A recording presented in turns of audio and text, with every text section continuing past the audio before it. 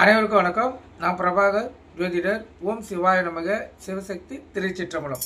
இப்போ நான் என்ன சொல்ல போகிறேன்னா, இன்று அனைவருக்கும் மே தின நல்வாழ்த்துக்கள். மே தினத்தை பற்றி தான் சிறு விளக்கம் சொல்ல போகிறேன். கற்றுக்கொண்டு பயன்படுங்க. உலக இயக்கம் உன்னத சக்தியான தொழிலாளர்களின் ஒற்றுமையும் உரிமையும் போற்றும் தினமே மே 1 உலக உழைப்பாளர் தினமாக கொண்டாடப்படுகிறது. உழைக்கும் வர்க்கத்தின் போராட்டத்தினால் கிடைத்த வெற்றியை இந்த நாள் உலகுக்கு பரிசாற்றுகிறது. கருத்தில் கொள்ளுங்க. குறிப்பாக பார்த்தீங்கன்னா, உழைப்பின்றி அமையாது உலகு. இந்த உலகம் இன்று அடைந்துள்ள அனைத்து நவீன வசதிக்கும் வானுயர்ந்த கட்டடங்களுக்கும் அடிப்படை தொழிலாளர்களின் உழைப்பு தான். தொழிலாளர்களின் உடல் உழைப்பும் அர்ப்பணிப்பும் இல்லை என்றால் உலக பொருளாதாரம் ஒரு நிமிடம் கூட நகர முடியாது. கருத்தில் கொள்ளுங்க. நம்மை சுற்றியுள்ள ஒவ்வொரு பொருளுக்கும் பின்னாலும் ஒரு தொழிலாளர்களின் விடாமுயற்சி ஒளிந்திருக்கிறது. அதை புரிஞ்சுக்குங்க.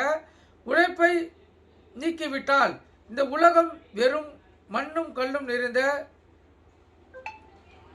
வெற்றி நிலமாக மாறிவிடும். கருத்தில் கொள்ளுங்க. இப்போ மே தின வீர வரலாறு பார்த்தீங்கன்னா, இன்று நாம் அனுபவிக்கும் 8 மணி நேர வேலை என்பது அத்தனை எளிதாக கிடைத்துவிடவில்லை. இதன் பின்னணியில் நீண்ட நெடி போராட்டமும் பல உயிர்களின் தியாகமும் உள்ளது. கருத்தில் கொள்ளுங்க.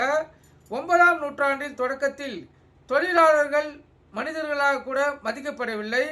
சூரிய உதயம் முதல் மறையம் வரை 12 முதல் 16 மணி நேரம் மாடுகளைப் போல் உழைக்க வற்புறுத்தப்பட்டார்கள்.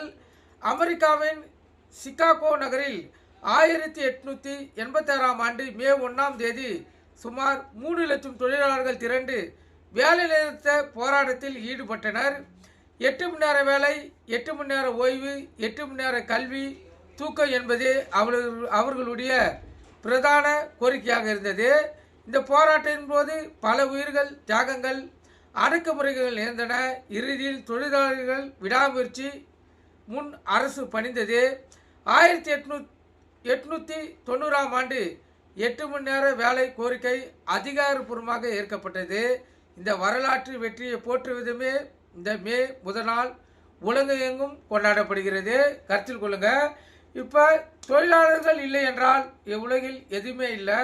அந்த தொழிலாளர்களுடைய 8 மணி நேர வேலையை போராட்டத்துக்கு பின்புதான் அவர்களுக்கு கிடைத்தது. அதனால் இந்த மே தின தொழிலாளர் தினமாக கொண்டாடப்பட்டு இன்று ஒரு நாள் அவர்களுக்கு விடுமுறை அளிக்கப்பட்டு அவங்களுக்கு உள்ளத்துக்குள்ளும் இல்லத்திலும் மகிழ்ச்சி பொங்க இந்த நாள் கொண்டாடப்படுகிறது. நன்றி, வணக்கம். வாழ்க வளமுடன்.